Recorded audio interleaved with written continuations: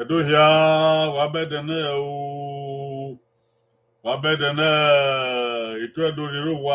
itwedorisi wahia walare o wabedene awekun talebua obedi agbima we sedene na obe edokao ukinogise oge opona ami ukinegbera ne o ukinogise agiyena nebote okime na adotie uki oge egwa uki oge gwa na ya kemi yubo ituwa ya fe kiduwa kidurisi opon salobwa o ya yo wa ma ya yo de ma salobwa we di yobo ni ma are miege vive we salobwa we di akomi to we di manobu awe pon salobwa wabokia o na hia we na olugani na kawo o adin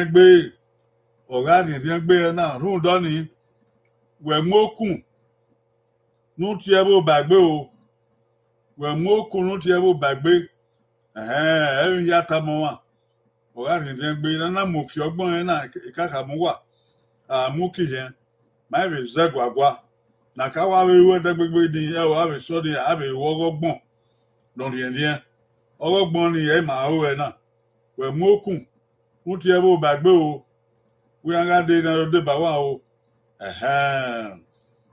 ọ̀yẹ́ ìwé adúlé bá ẹ kàn ọ́ yẹrẹ wọn òtí máa yẹ òsúndé ọbọ̀kìá o dọ̀bọ̀n ọbọ̀kìá gbẹ ẹ̀yẹ́ ìró wa ìdánwò ìró wa ó lọ́n pa ẹ̀ tó tá wa ọ̀tí ẹ bó bàgbé o ẹ wò ẹ̀ áyàwó ẹ̀ ìkó ọ̀rẹ́ dọ́nà. Gima say ya na gbariva edi awo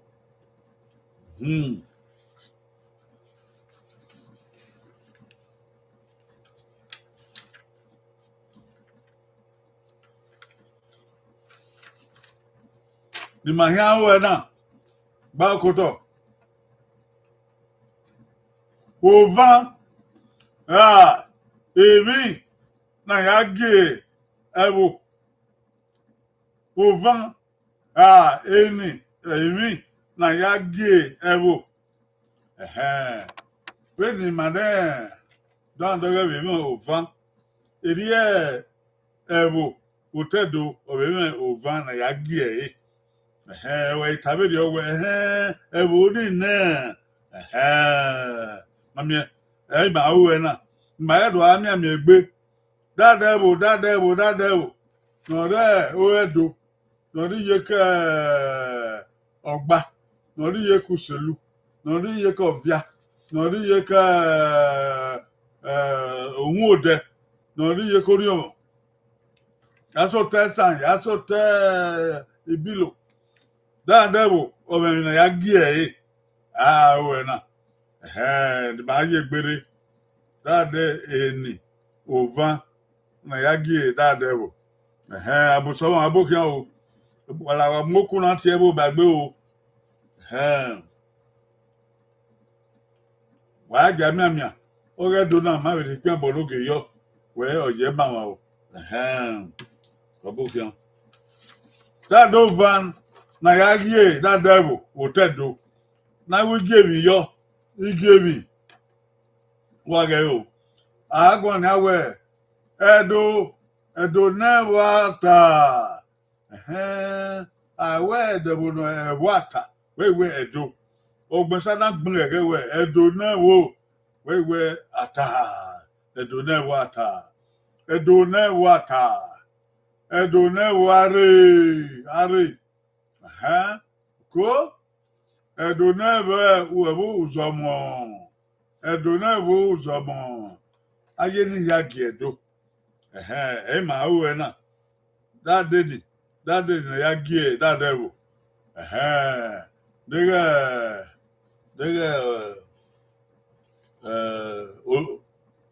igbo ba wa no wo na ya gie ai gbon we igbo ba so wa ya gie diga wo ne ka no ejo we no diga isi no ejo we no diga Romi no even I agi Romi I will gbon we yan Romi anko agban kana wa bege ya even na over na ya gi ebu even na ya gi ebu no na no o watan so kwa we zai wa megbe a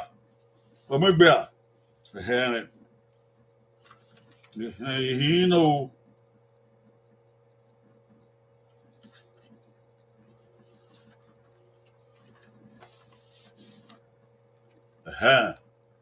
ya za di ati enu wa ya ma ya ati ona logo ari obe ne wa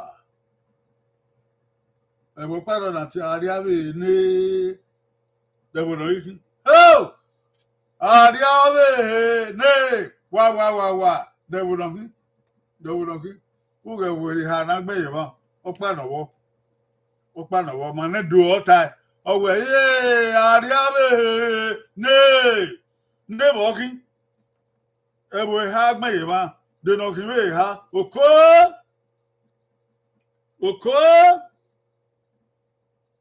oko ari abe ne wa debo no ki we ha na okay o going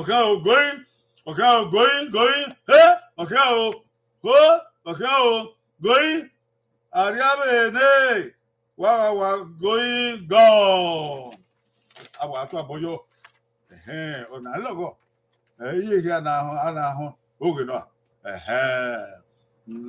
ariabe nupo ge ha ma ze ebo we mami edo atawe ariabe ne we ariabe na kiadolo ariabe na igbanke ariabe na we wa yo ni so wa mi me gu yo na so ya yeah oni ebu men ogun na ariabe na we ebu ma where why is it called Adiabe Okano obe Bukhari o mo be Bukhari Adiabe never we tore gbe so pa oye kan ya bege ne de na ami keke ami moto de ire ni aye ibi ki opa nya gbon no ke edo wa kia ke post office aka bi ki okpa jangbe na guti ari abe na bo well igegeta kalota okpa na redo okpa ni okai kan ke wegbe na do awe wi so no wegbe o keke na ya ba igwa o mo no ba na na tiere ana gide tiere ai tiere mo na no we iya awuwe awe no ka o wa do fun ebo na yin obo a oko na we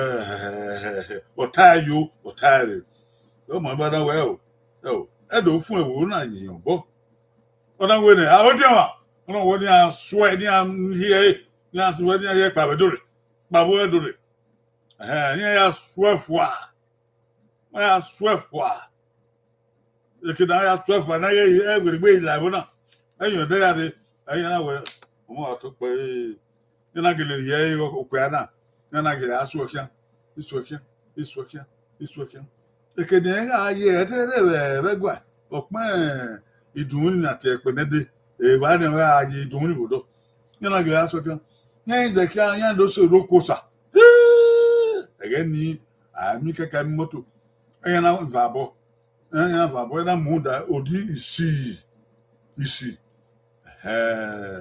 ya do sa bo na ti ebo wan ya gbe da bo wan ya do sa ezena ti iduo sa ira be isu ina fien zeni gbera na yesu akan ya ze kan ya do sa ekena go pa ye ago o ga riba o wa so riba ya na we o mama eyi o de ya ke ba di edo ya na wo wa ma na sha iba na we gbe lado na ya kiri adiedo na se do na ri egua na do di obo na we omo atọpẹ ise na we ye ya we ya swafu ane na why stress ya we already double no kin one white and so boy na ariawe ni kin tin so di ariana agigwal toto ebo ni anazo bo kwani na ga ebo we o den wa hin o van na do hin ebo we ariawe ye na bo we ariawe eya ni ka ga azo kwani bo eya we ariawe na bo we ebo ni ke o ba mara na okpebo ma itie okpebo me do ba tie na ya wan ebo ma o fan ebo we no pebo o gun atawe ebo we no pebo ti ariawe o we ebo we no pebo okpebo e wa kile no woria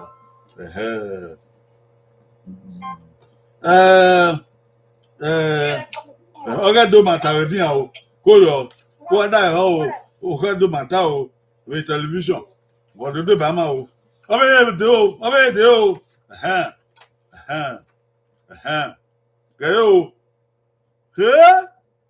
ge o wono na ari ona ge isi never wa isi never wa David no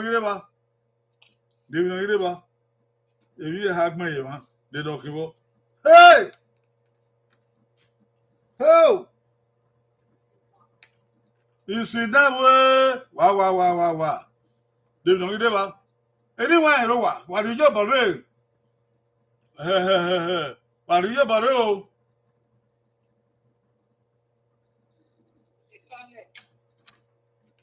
ko yo do de ba ma o isi never wa okay o goyi wo okay o goyi ba okay o goyi okay o goyi go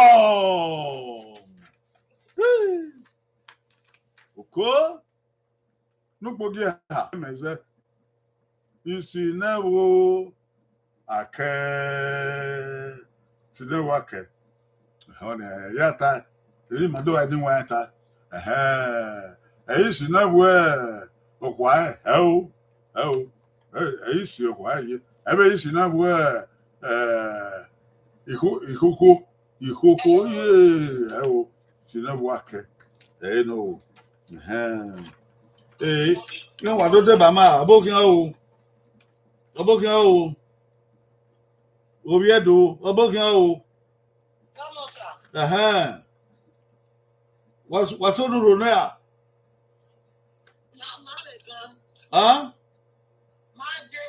What day, ma? Even everywhere, Oghe do my own, now the egg, your if I man, you okay, I did, coil. If you don't think I don't do, but when I do it, that's my way. Where's so? Walareo. If you do Walareo, Oghe.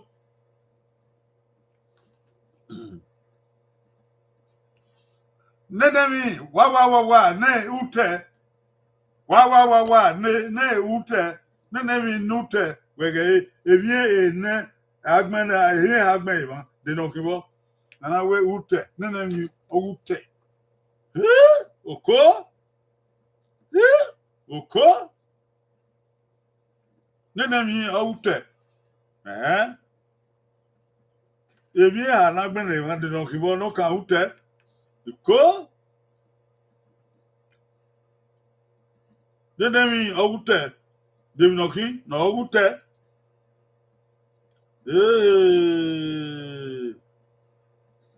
oke ogoye wo oke ogoye va oke ogoye ha oke ogoye na go ofen nenemi ogute dedemi ogute dedemi wa ne ute ekoko no epo no ekoko ugbabo na imi de no kiwe ha ekoko no ekoko e bana de ota we ekoko nute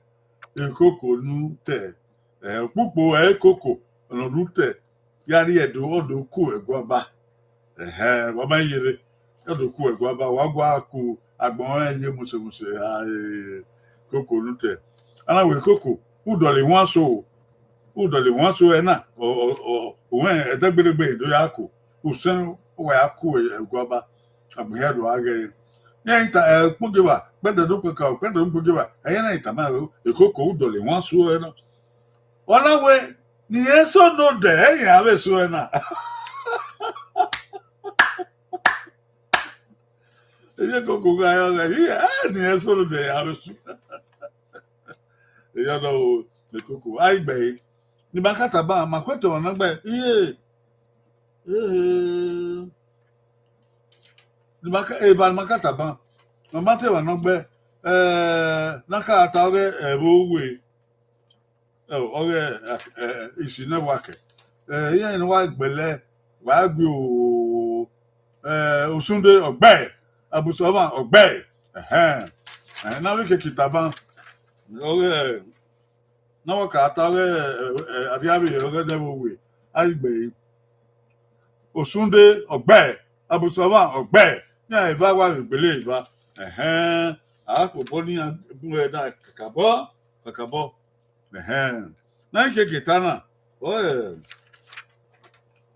ikoko nute aide bawen abusoba ogbe osunde ogbe ya megbe wa pobo ni ya igba ha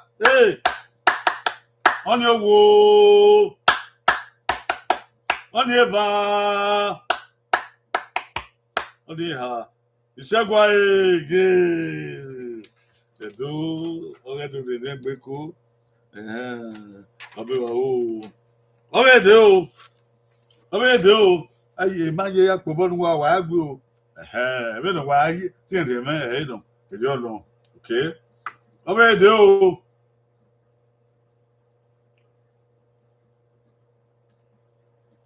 ebomisi no nya wa ebomisi no nya wa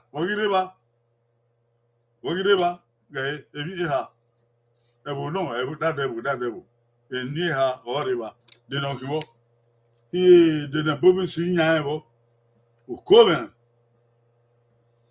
bobi si no nya wa no nya de kilongi o tedo no ebu no waga o ebu do wa na me ebu ogedo over na ya mu ite that devil atana bobi si no nya wa de no riwa ebu ha gbe iwan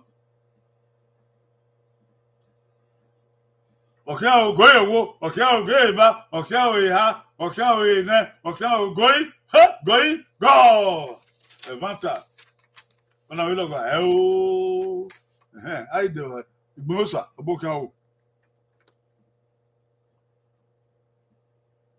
obokan o koyo ge don ki o nupo ge ha megbe bomi si no yan go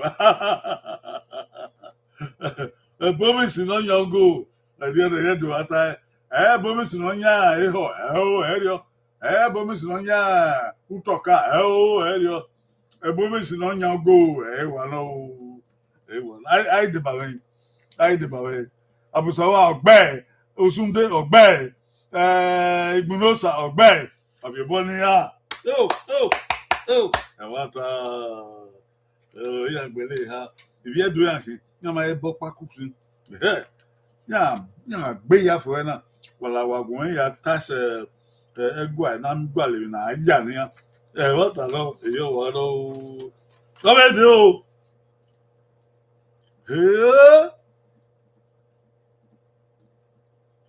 gay ovalto ne wa ovalto ne wa de no ire ma eni ebu ha agbene yi ma de no kibe ha na uko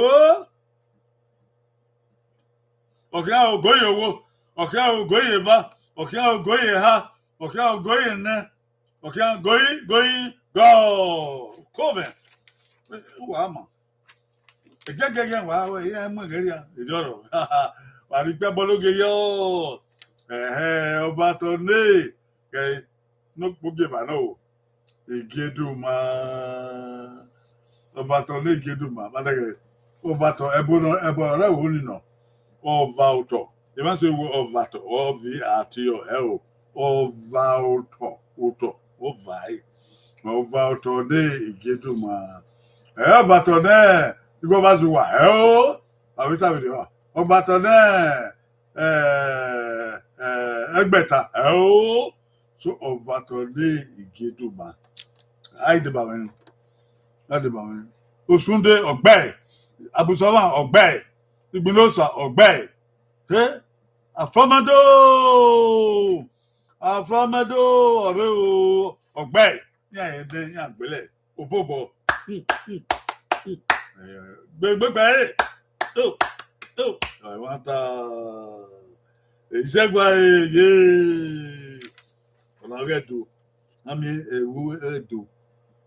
ewu ya ogedu o mebe na ya ti aya he ọmọ fún na ya ti da dewo na ya yen da dewo oho a o keke mane do je o wa ye wa agbon ulaba ni wana wa gun da dewo da kan se geduma we awa gbon yo ovato ni geduma oko get the beka ya wi won o bere gay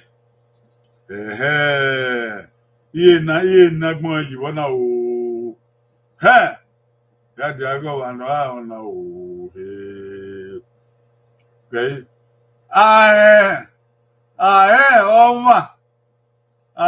oma ayadie ema ne wa oma ayadie ema ne wa ebuni yawe àwọn ya rí ema na iwo ema ema won àwọn ya rí ema na lewo ni ewe na awagba yiwa we ige edi na go kibo iye ahoma ayari emane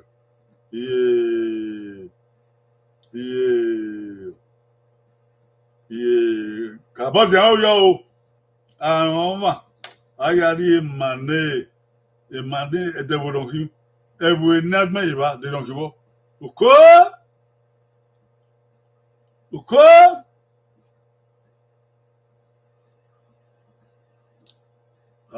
ayari emanedo eri wa no o ma ori emanedo ari afianu eri wa no ayari emane de bolo yi agbodo oko gege o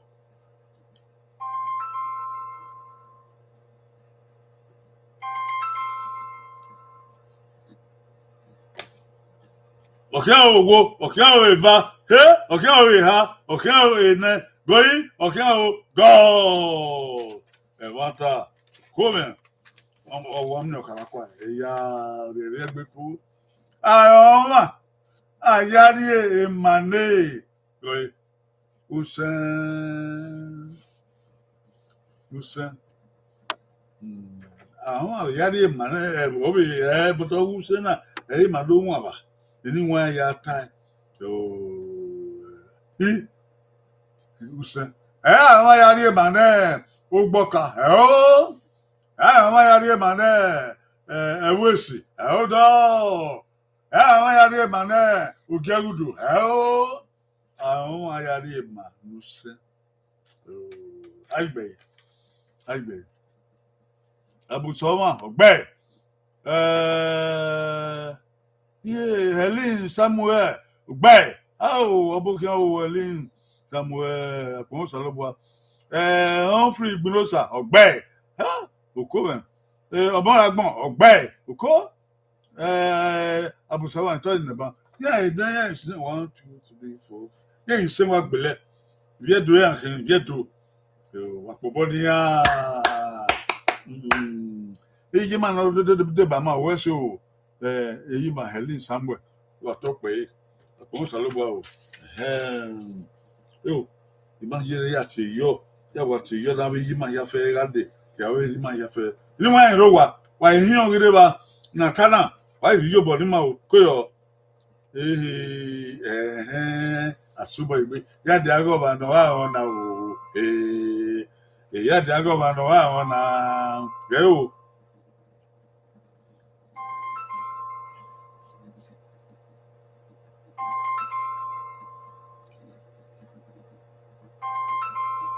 Dege. Ugiame. Nole wa. Gbe wa e. Ugiame. Nole wa. Gbe wa e. Oko. Ewo na ugiame. Ya le nene mi. Ya na gbe nene mi.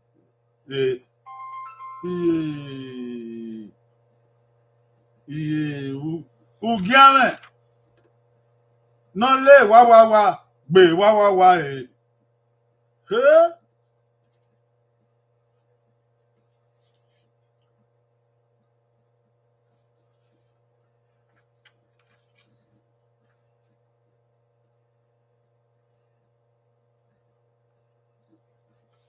You do.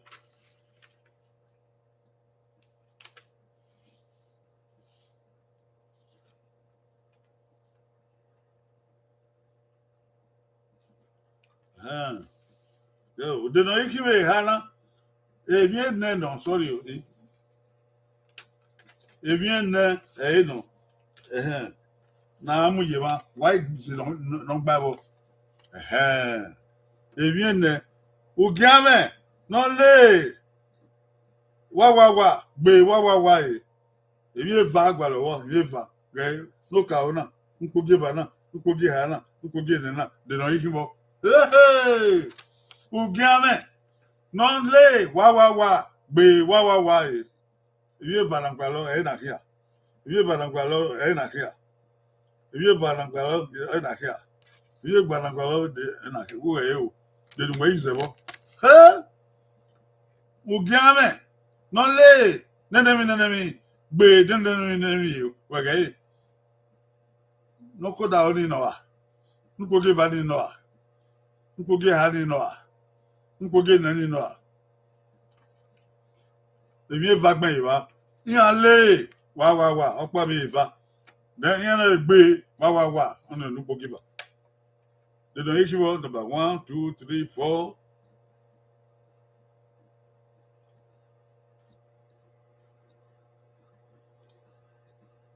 Ugiame. Non le nenemi. Be nenemi. The no kiwo. Nenam.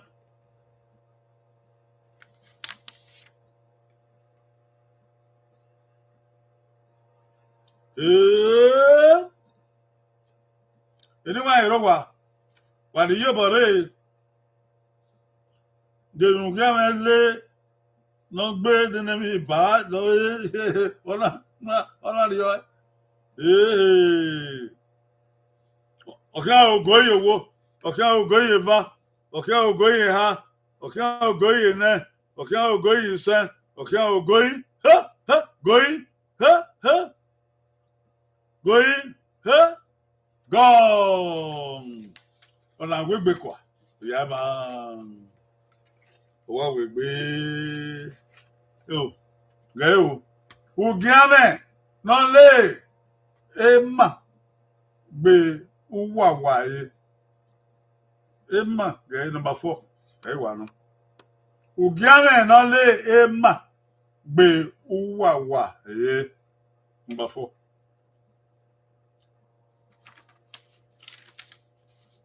Number 41. Ugiame non le Emma be uwawaye.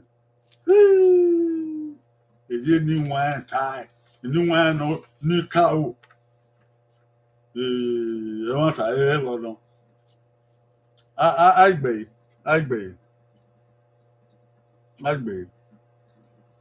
Àbùsọ̀wà ọ̀gbẹ́. Àfọ́mọ́dọ́ ọ̀gbẹ́. Yóò yá ìfá ni ọ̀pá gbẹ̀. Yóò yá ní kẹ́ máa rí wọn lẹ́yọ́. Àbùsọ̀wà àwẹ̀ àfọ́mọ́dọ́. Wàyèmí wàyèmí ẹ̀ o. Àpòbọ́ ni yá. Ìṣẹ́gbọ́ èmi náà tánà ẹ̀ta ya ẹ̀zà wọn. Èmi náà ní wọ́n ẹ̀ nẹ́dẹ̀ abẹ́ ní ká o. Wọ́n ní aka ẹ̀gẹ́ dáadẹ́ bò kí ẹ̀ àkà náà. Ẹ̀gì máa fi ìwé ẹ̀. Àyà ẹ̀zà wọn, àyà tí àwọn, àyà yọ̀ wọn àbí. Ọ̀hún náà. So ìgbọ́ ní kí o àpòmọ́ sọ̀rọ̀ bọ̀. Oye de o. Yo, il va pas que. Oh! Okay, kin na yabe ona. Ya di aga wana o.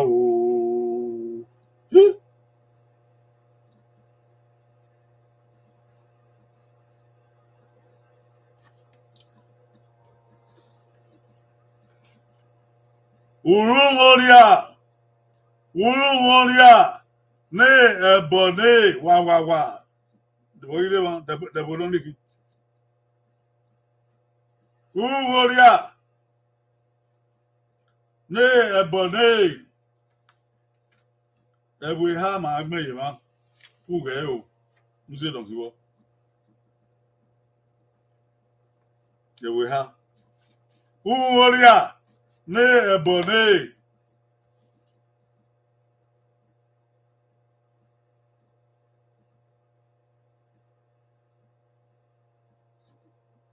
Ewe ha no de ba de no kiwo.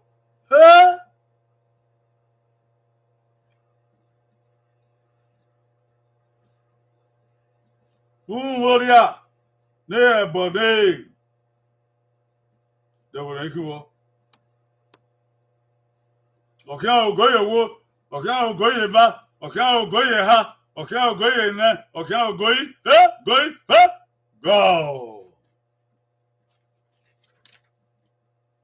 Abam ye ke igbon ye wa soto. Ana do gbe dem gbe.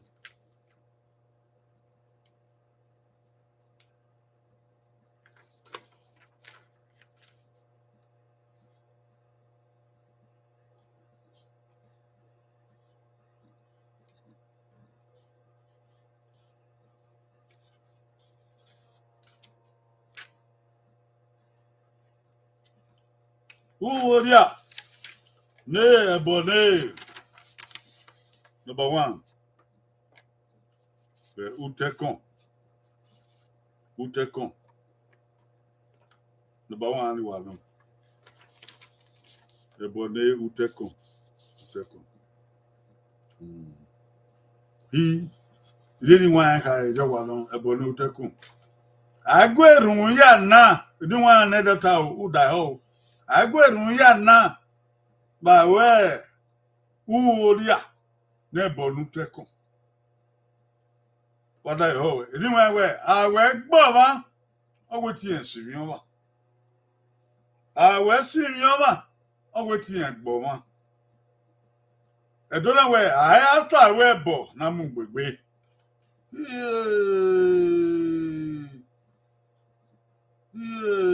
Oko. Onde wo ri a na bo nteko. Ni mu ana de. Ni ka o ta. E wo di nteko.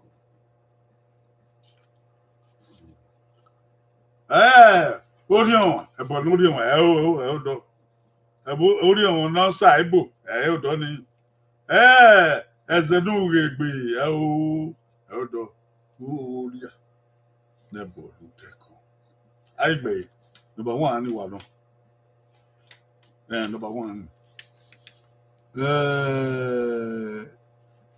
Helen Samuel Oghe. Ha? Igbinosa Oghe. Abusomo Oghe.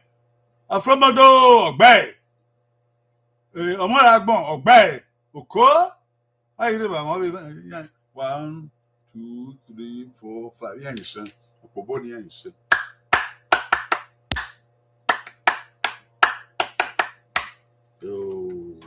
Segwai ibi edo no opana ike o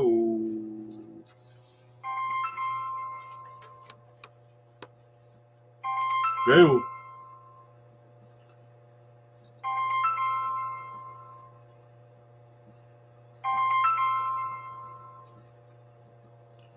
eze nemi mipo ne wa na gbe wa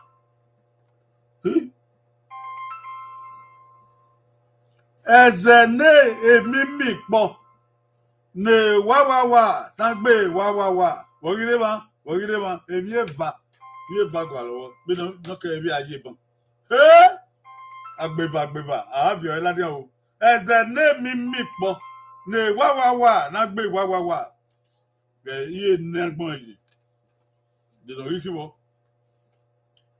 iye ne agbon yi eze ne mi mipo ne wa na gbe wa na gbe wa na gbe wa na gbe na gbe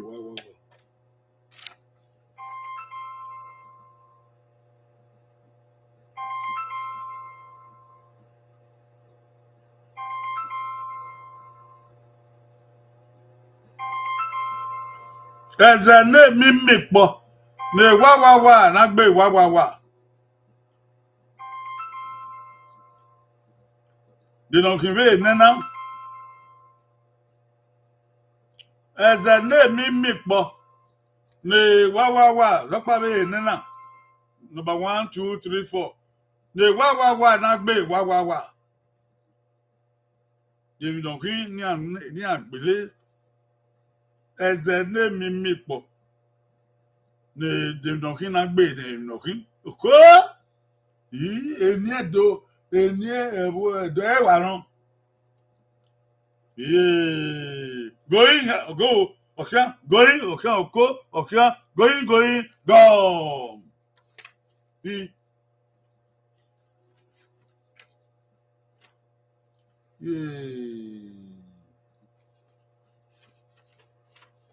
Npogi ha no number 3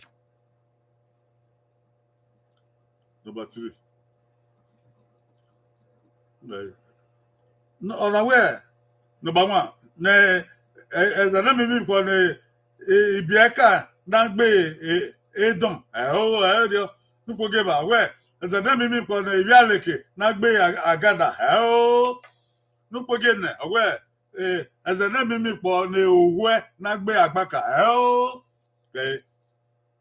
Number 3 no one. Number 3. Imi not be okele. Ha! As a name me for na imi not be okele. Yeah. Aigbe. Bogia. Aigbe. Osunde Oghe. Abusovan Oghe. Omoragban Oghe. Afromondo Oghe. Igbinosa Oghe. Samuel. Eli Samuel Oghe. Ya wagbe. Yera me ya ha owo iva iha ide ise iha. Ya wagbele. Ira me apopo ni ya ha o wo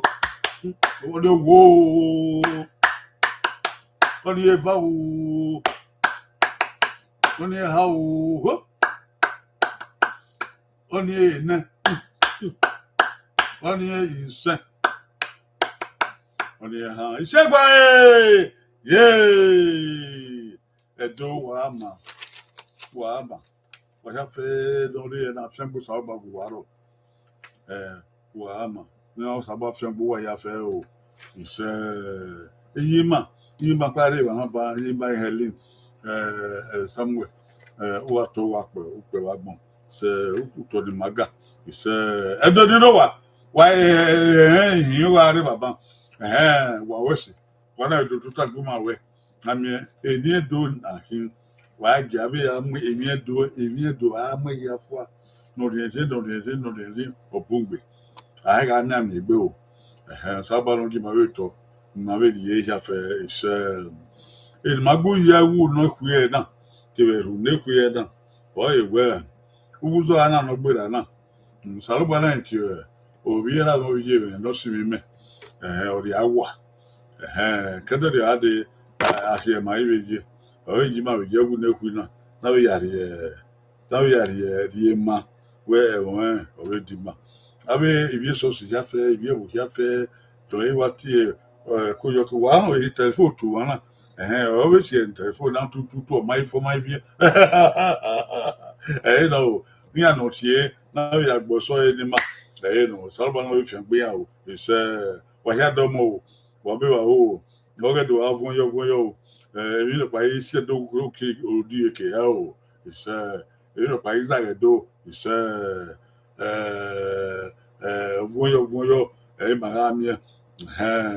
But when they do have jelly back ma be abuyo e ba wa ino re do e to ipe bekete e die ga ma wa ga ma o yo pe un duke oba ilo bo ewu o ise oba ato ope ise is